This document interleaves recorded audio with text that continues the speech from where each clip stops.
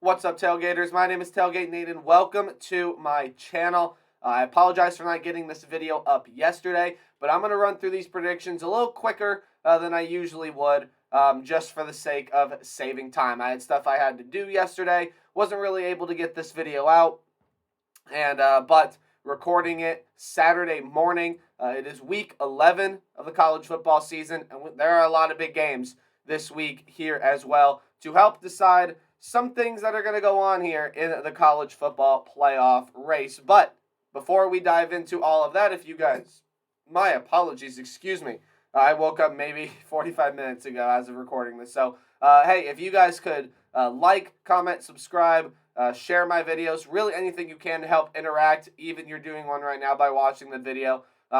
Anything you can do to interact with the channel does help support it, so I appreciate anything you guys can do. And without further ado, dive into Week 11 predictions. Not going to dwell on this first one for too long, just a game that I thought maybe this game will be interesting for a little bit. The Liberty Flames are going on the road to play the UCONN Huskies. Sorry, I'm going to take water breaks because I'm trying to get my throat worked up. I have to call a football game today.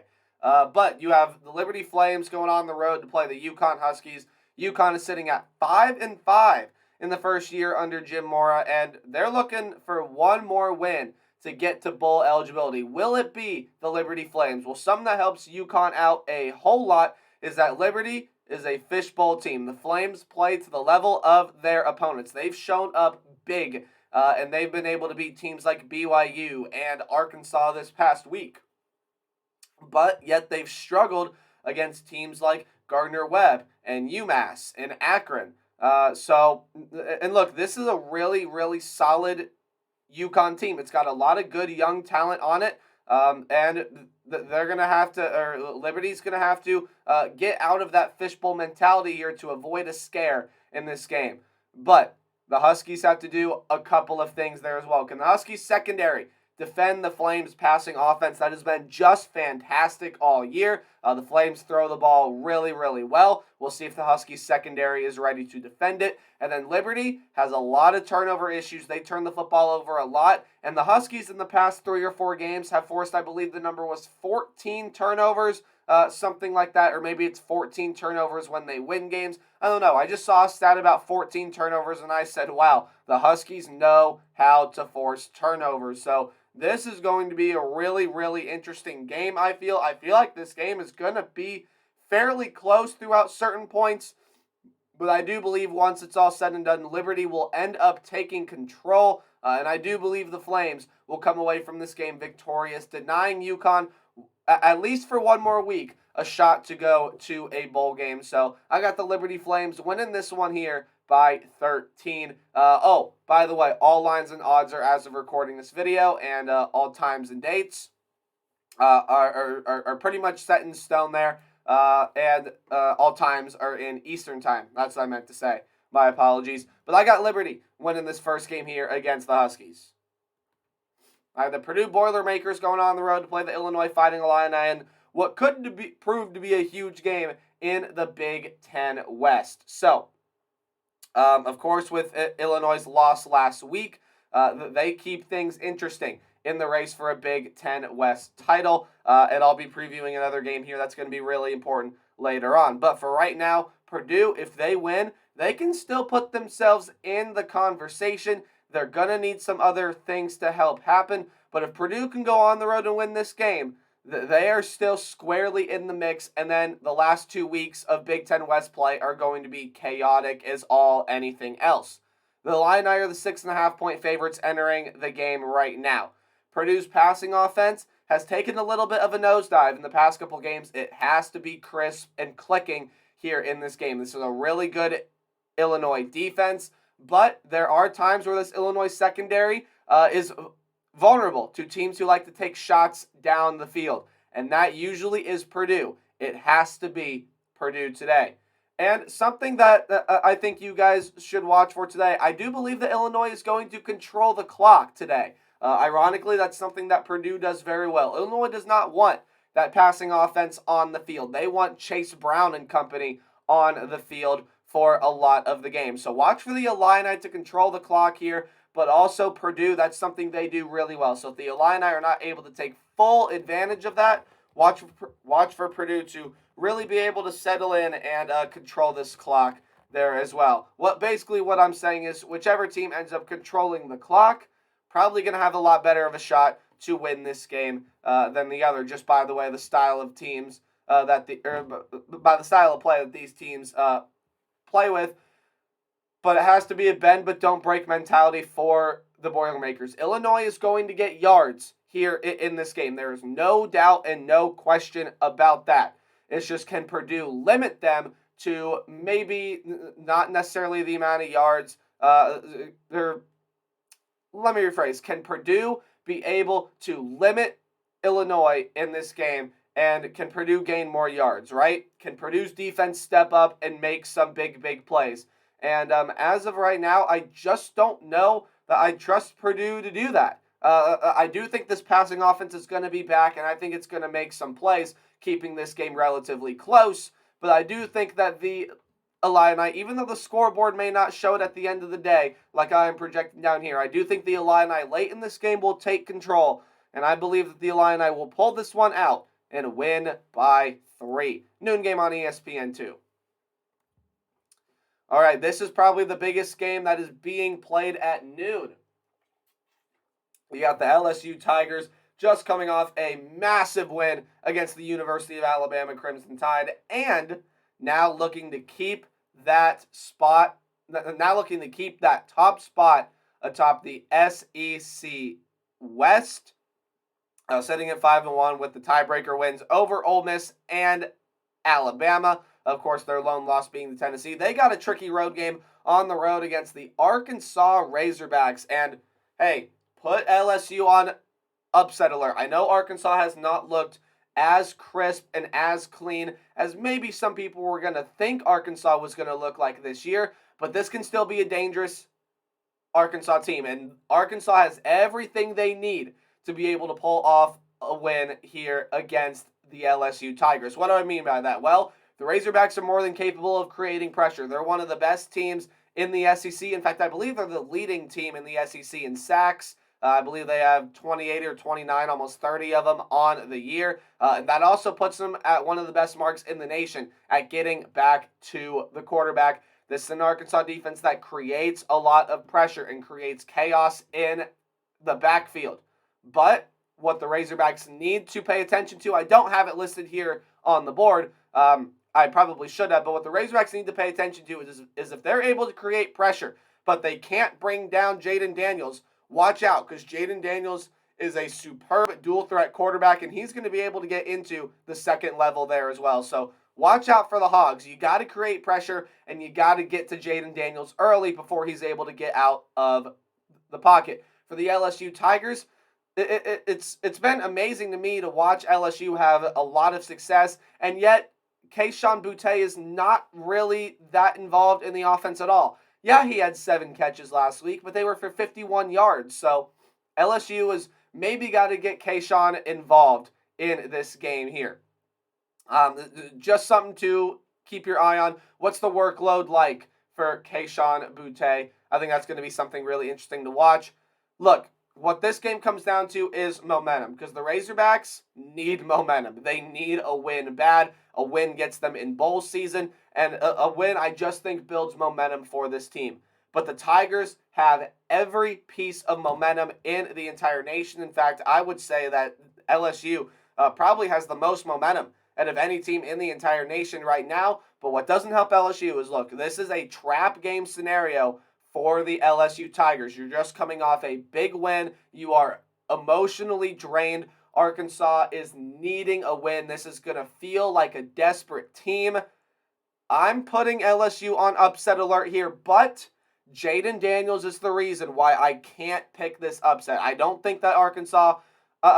look, I think Arkansas is going to be able to create pressure here, but I don't think they're going to be able to get to Jaden Daniels in time. Daniels is going to make a lot of plays with his legs, as well as some plays with his arms, and the LSU Tigers escape Fayetteville with a close 1-point win, and that would be their second straight 1-point win this season. So the Tigers win this one 31-30, although if Arkansas is able to pull this one out, do not be surprised. Moving into the afternoon games, we got the Wisconsin Badgers going on the road to face the Iowa Hawkeyes. This is as big a game in the Big Ten West that has happened all year long. Both of these teams, I believe, have Wisconsin has tiebreaker odds over Purdue. And then Iowa has tiebreaker odds over Purdue. But Illinois has beat both of these teams. So, this is going to be a really, really interesting game to watch in terms of tiebreaker scenarios and what else can happen. But this is going to be a very evenly played game. As you see by the line down there, there is none. It is a pick'em. It is a straight up, who do you think is going to win this game? We'll get into that here right now. Iowa's offense, while it has not been great this year, over the past couple of weeks has a pulse. Now, there is a good reason for that. If you look at the caliber of defenses that Iowa had to go up against over these past couple of weeks, it has not been great. If you look earlier in the season, Iowa was playing some pretty good defenses, but over the past, I'll say 2 or 3 weeks, Iowa just has not had to play that great of a defensive unit, and it's shown by their ability to now get on the scoreboard. Last week against Purdue, a couple weeks ago against Northwestern there as well. So this is an Iowa Hawkeye team that is starting to find their rhythm on the offensive end, and we know how good their defense is. But on the other side, you got a Wisconsin defense that can play pretty good as well. They're a little bit streakier than the Hawkeye defense is, but when the Badgers' defensive switch is on, it's a good day if you are a Wisconsin Badger fan. Now, the Hawkeyes are amazing at forcing turnovers on the defensive side. That is what has kept them in games last year. That's what's kept them in games this year. Heck, that is what has won them games in the past couple of seasons. Wisconsin cannot turn the football over. And, hey, you got to keep that offense on the field for a long time. Wear down this Iowa defense with a dominant Wisconsin rushing attack. It has not been as dominant as it has been in years past, but it can still be really, really good with Braylon Allen and Ches Malusi and a lot of other skill position players there as well. Graham Mertz has started to look pretty solid there as well. So Wisconsin is definitely a team that can turn things on. I think this is going to feel like a classic Big Ten game. What do I mean by that? I think both these teams are going to pound the football first, run game mentality. I think this is going to be a fairly quick-paced game with the defense leading the way there as well. I think this is going to be an interesting game to watch, but I just trust the Wisconsin offense more. And I believe that the Badgers will limit their turnovers today, and they will come away with a massive victory in Big Ten West play. I got the Badgers going on the road and beating the Hawkeyes 21-17. All right, another Big Ten matchup. Won't dwell on this one for too long, but the Penn State Nittany Lions and the Maryland Terrapins are going to be playing in a nice Big Ten showdown. I think this is going to be a pretty interesting game there as well. The Nittany Lions are ranked 14th in the nation, and I think they're ready to go here in this one. A 10-point favorite is what we're looking at right now for the Nittany Lions. Question 1, can the Terps defense find a rhythm? The ability of this Maryland defense has been a lot greater this year than it's been in years past. It hasn't really found its full strength of rhythm yet. We've seen Maryland's defense play some really good series. It is yet to play a good 30 minutes. It's yet to play a good 60 minutes.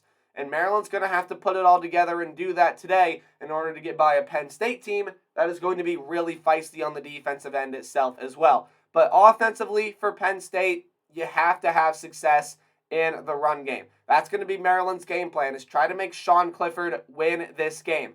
And Sean Clifford, while he's been more than good this year for the Penn State Nittany Lions, you have to have success in the run game in this one here as well, and be able to control that clock, because Maryland, with Talia and company and all the weapons they have out there at the wide receiver, can really sling it, and they can score the ball really, really quickly. So that's just something you got to watch out for if you are a Penn State Nittany Lion fan. This is a Maryland team that can score relatively fast, so they're going to keep Maryland's going to keep Penn State on their toes here if Maryland is able to find the passing game, unlike they did last week, albeit they were in windy conditions. This is going to be a really interesting game, and I feel like Maryland's going to keep this one closer than people think, but Penn State pulls away towards the end, winning this one by a score of 34-24. All right, Louisville Cardinals going on the road to play the Clemson Tigers, and Clemson coming off a loss to the Notre Dame Fighting Irish in their past game. And I've seen people talk about, and I believe I've talked about this on my channel before. My apologies, guys, sincerely. But Clemson, look, they are nowhere near out of the college football playoff race. They're probably well on their way to Charlotte to play for an ACC title. This is a Clemson team that is still in it. And let's look at what Clemson's going to have to do. First off, the Lions need to dominate this game. That's something that they were not able to do that past week against the Notre Dame Fighting Irish. The Clemson Lions were bullied. They got pushed back. Now, granted, Louisville does not have the style of defensive and offensive lines that Notre Dame has, right? But Louisville can still play a physical brand of football. Clemson's Lions have got to take over this game and be able to push whatever Louisville throws at them back against a wall. Malik Cunningham has been relatively quiet for this Louisville team. I've talked about him a lot on this channel, how he's one of the most dynamic playmakers in all of college football. Didn't have a single rushing yard in 15 attempts last week, and that is including sack yardage. Only 223 passing yards. He's been relatively quiet. So in order for Louisville to really get things going here, Malik Cunningham's got to make some plays with his arms and make some plays with his legs. This is a really, really good Clemson defense. I think turnovers are going to play a big part. Louisville is phenomenal at capitalizing off of turnovers. And meanwhile, Clemson, you just can't turn the football over and let Louisville in this game. The line is only 7 on this game. But I do think that Clemson is going to come in here with not necessarily a vengeance, but I do believe that Clemson will be coming into this game seeking a really nice win, and I do think Clemson is going to get it. So, I got Clemson winning this one 32-21. I think this is going to be a nice win for the Clemson Tigers heading into their last ACC game their last ACC game against the Miami Hurricanes.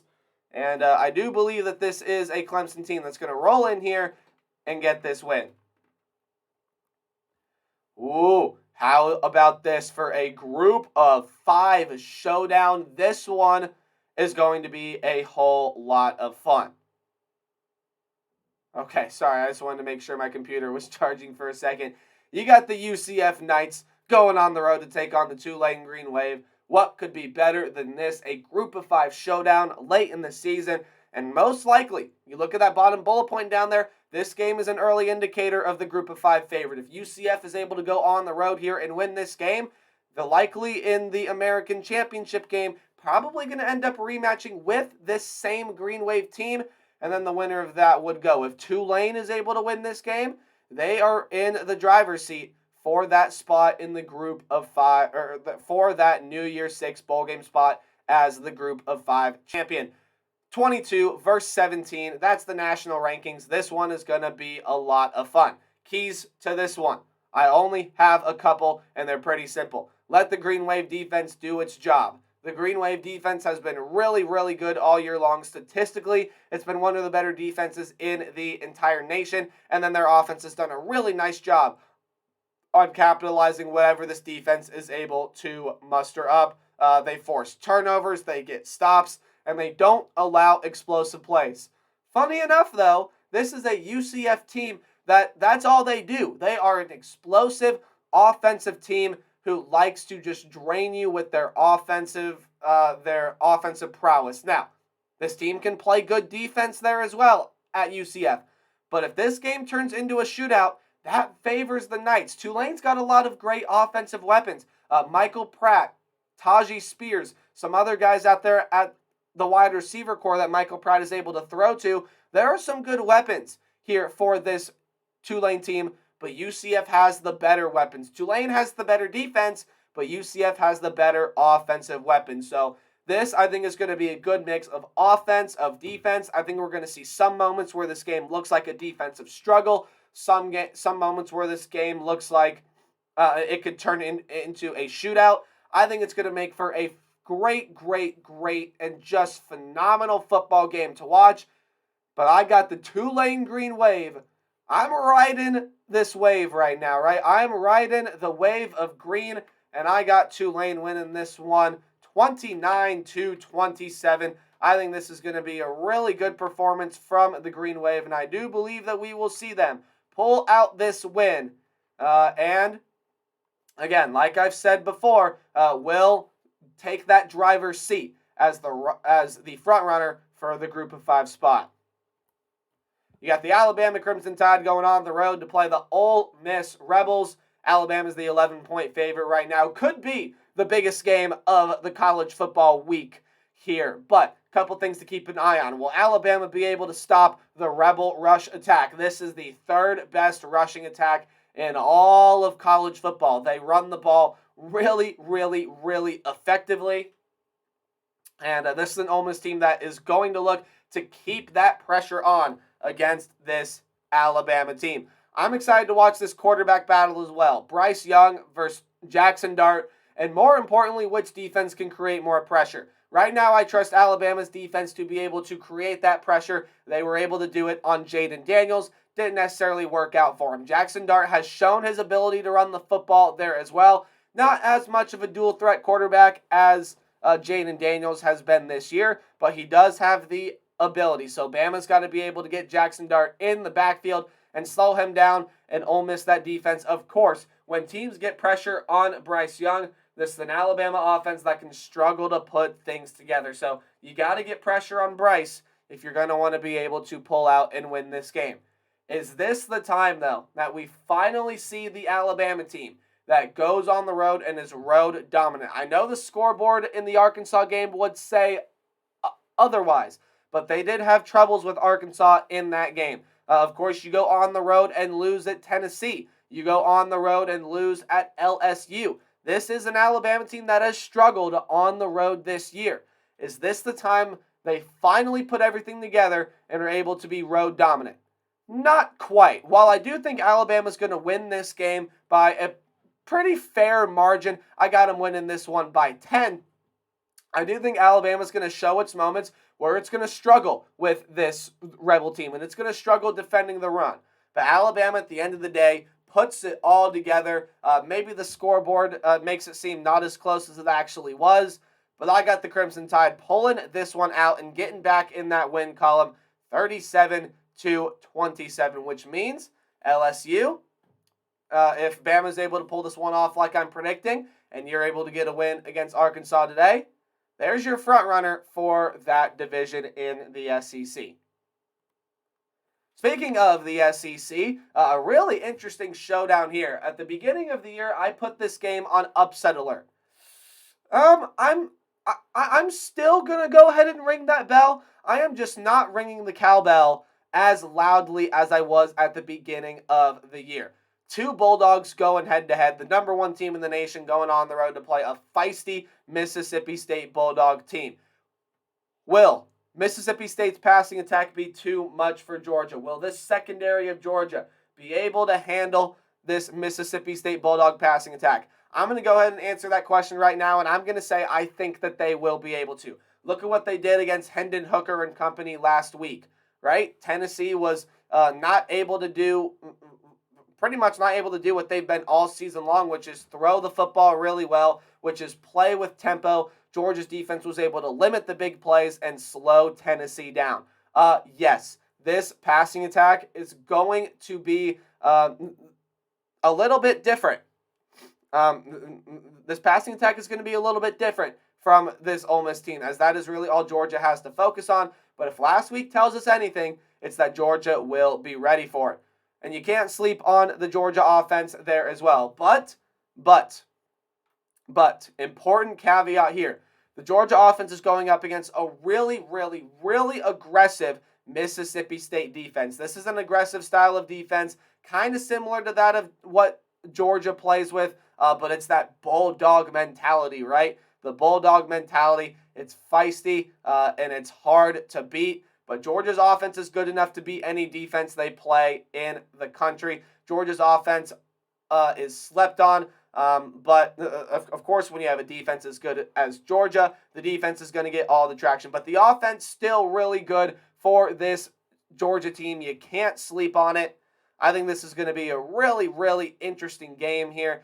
You got two Bulldogs going head-to-head in Starkville. Again, I would ring the cowbell just slightly for an upset alert. I don't think it is going to happen. A tough road environment is going to be a factor, and that's why I think the line of 16.5 is too much. I think Mississippi State keeps this one closer. Maybe there are points where they are in this game, but I do think Georgia is going to be able to pull this one out in the end. Just too much firepower on both sides of the ball for this Georgia Bulldog team. It's why they are the #1 team in the nation. It's why they are undefeated, and it's why I have them winning this one on the road in Starkville, silencing those loud, loud cowbells. You got the Kansas State Wildcats going on the road to play the Baylor Bears in a big time, my apologies, a big time, my apologies, why can I not speak today? In a big time Big 12 showdown. I don't know why my record for conference play for Kansas State keeps screwing itself up, but Kansas State is 4-2 in conference play. Not 4-3, 4-2, although they could be 4-3 after today, and that may be a hint of where I have this game going. But the Wildcats' run defense has struggled. It has to hold here. Baylor's a team that has no problem grinding out a win and controlling that clock. That's what Baylor can do really, really well. They like to run out that clock, grind you down, and be able to win the game on their terms. Although this is the Baylor offense that can be explosive there as well, especially in the run game and when Blake Shapen is fully 100% healthy, which let's hope he's healthy and ready to go today.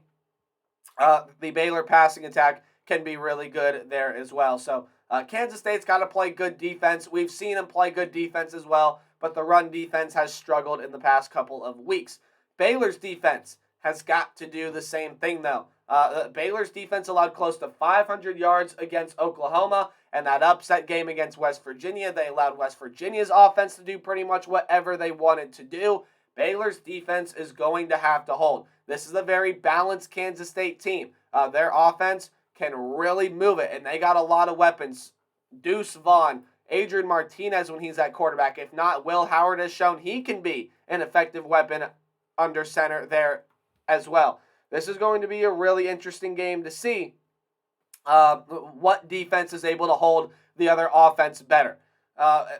And just as I say that, again, which defense can hold the offense better, but which offense can be more explosive and balanced, and which offense will make the bigger plays for their respective team. And right now I'm going to put that with the Baylor Bears. I got them winning this one 35-31.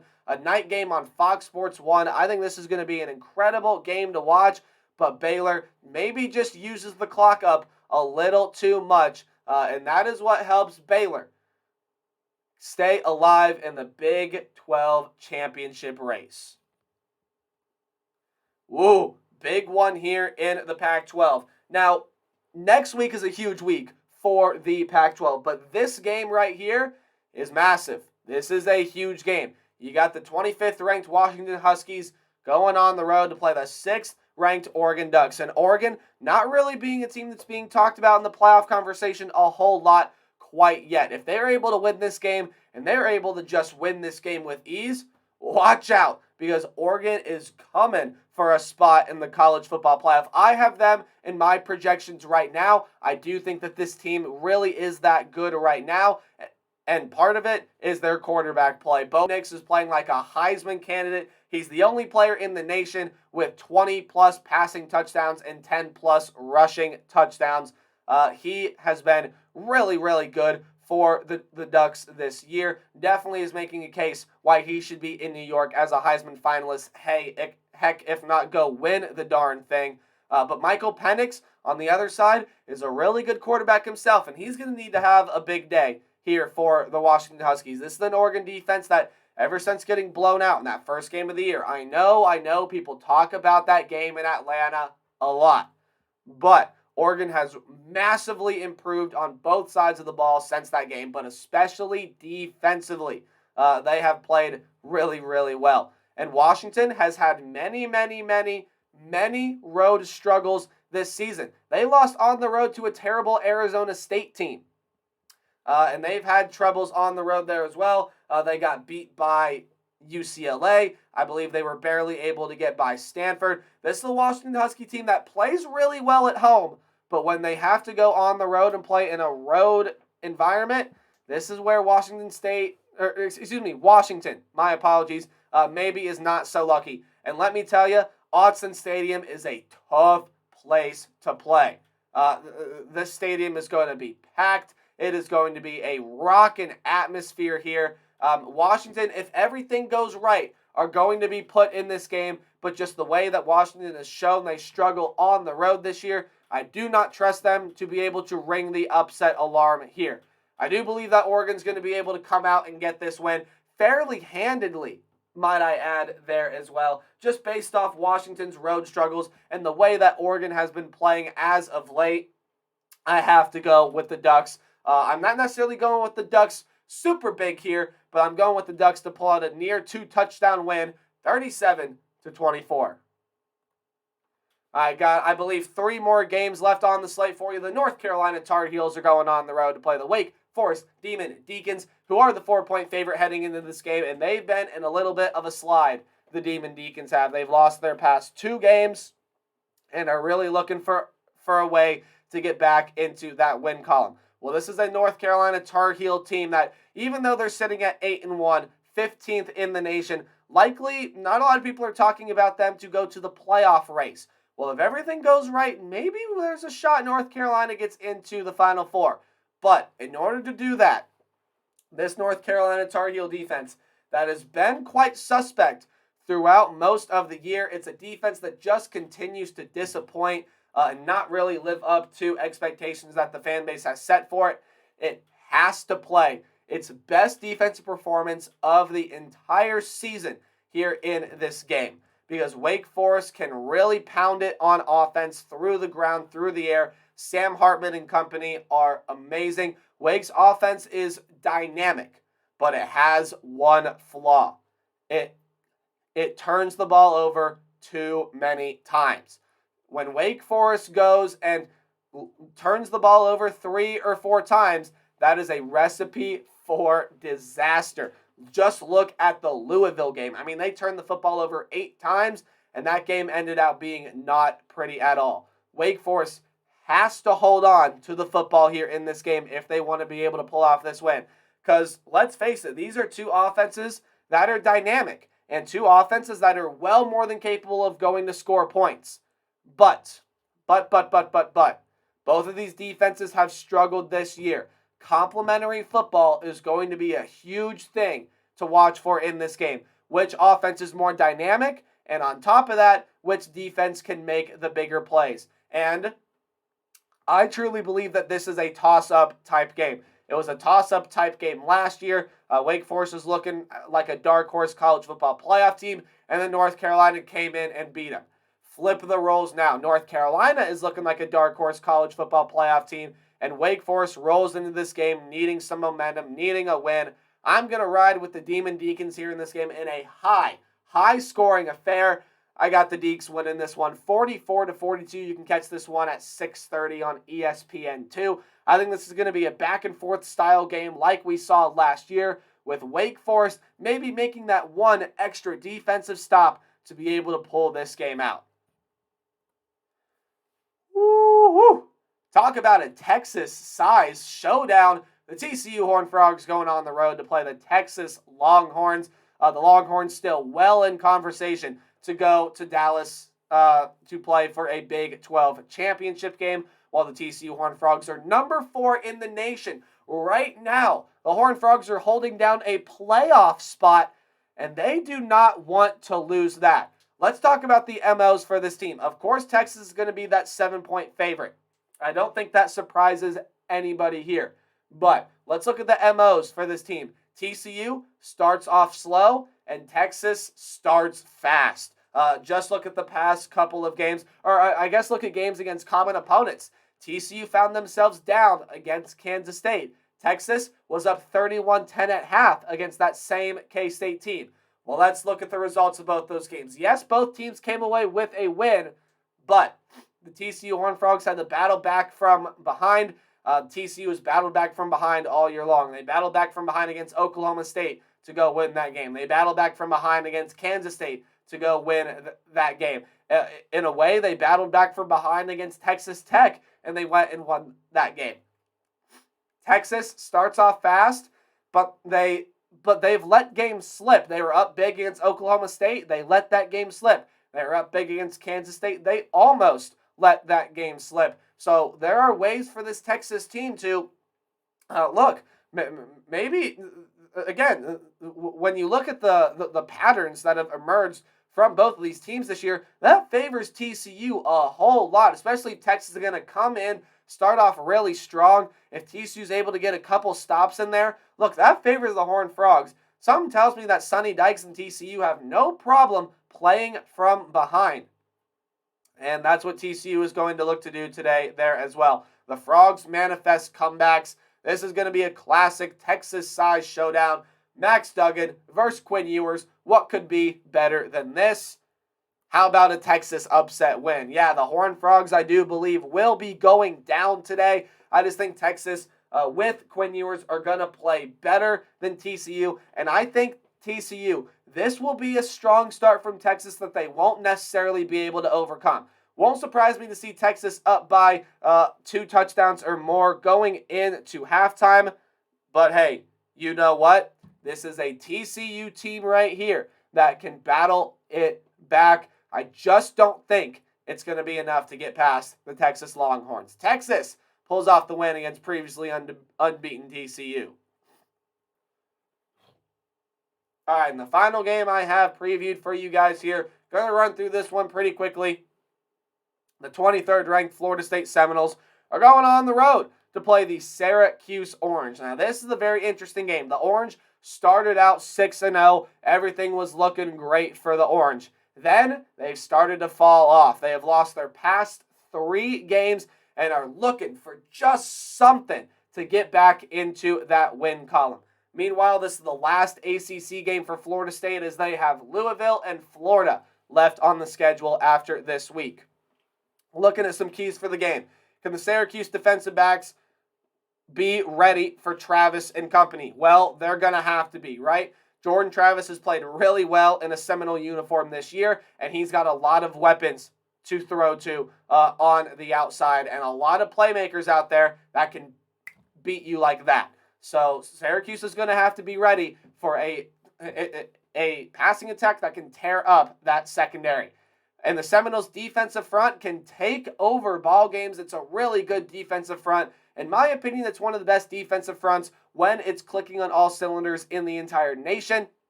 And Florida State's going to use that to their advantage today. Syracuse has to get this offense in a consistent rhythm.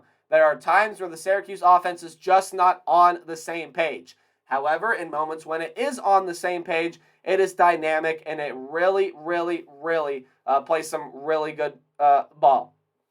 I worded that terribly, but I think you guys know what I mean. When this Syracuse offense is moving and when it has a rhythm, it's a really tough offense to stop. But I think Florida State's going to be able to do it. I think this Florida State offense will be too much. The Florida State defensive line takes over when it needs to, and the Seminoles get a big road win in their final game in ACC play this year. 8 o'clock game on the ACC network. I got the Seminoles winning this one by 5, and that's going to do it for Week 11 predictions.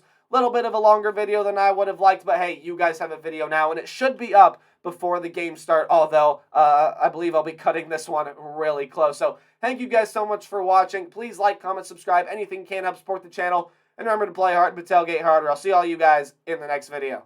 Goodbye.